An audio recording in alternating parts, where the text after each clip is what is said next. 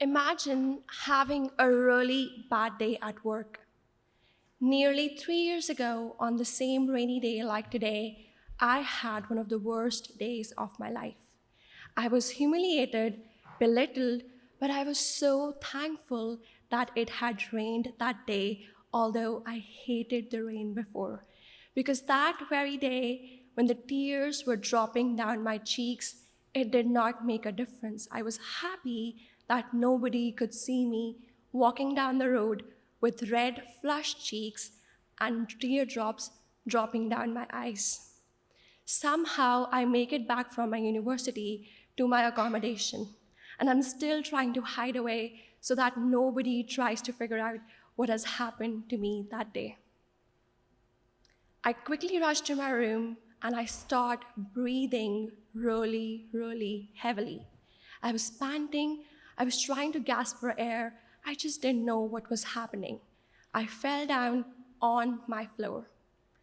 And that day, I had my first panic attack.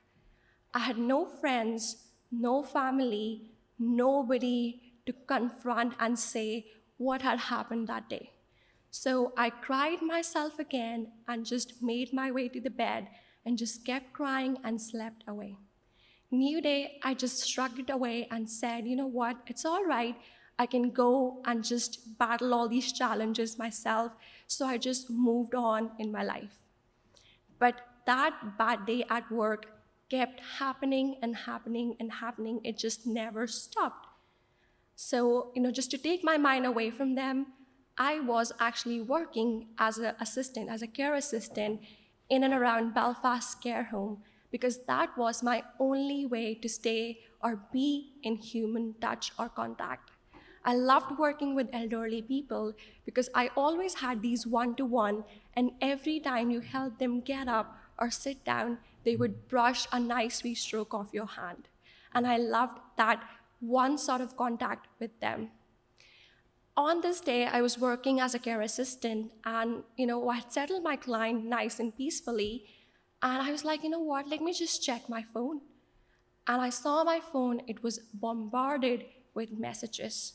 I exactly knew who that person was. It was my boss. And I exactly knew what those messages meant. Humiliation, slicing my confidence, saying to me that I don't deserve to study or be here. And I got my second panic attack, and my nurse, who was working on the ship, saw me, and she said, "Do you want to excuse yourself?"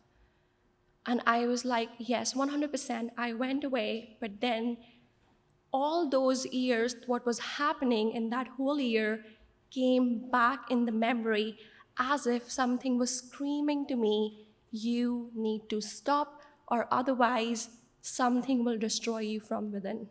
That day, I took all the power back and said, block to that person.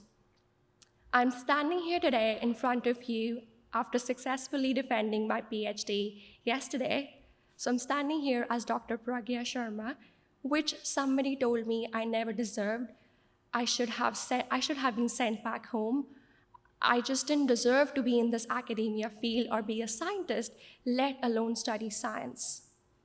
And that really disturbs me. So next time you see someone who doesn't look like yourself, who is an international student, has a different skin color from yourself, just remember that I came from India, Delhi, packing everything I knew in a couple of suitcases. I packed in those 2 suitcases, not just my clothes, my stuff, I packed my entire life, had one-way ticket to UK, and have never looked back.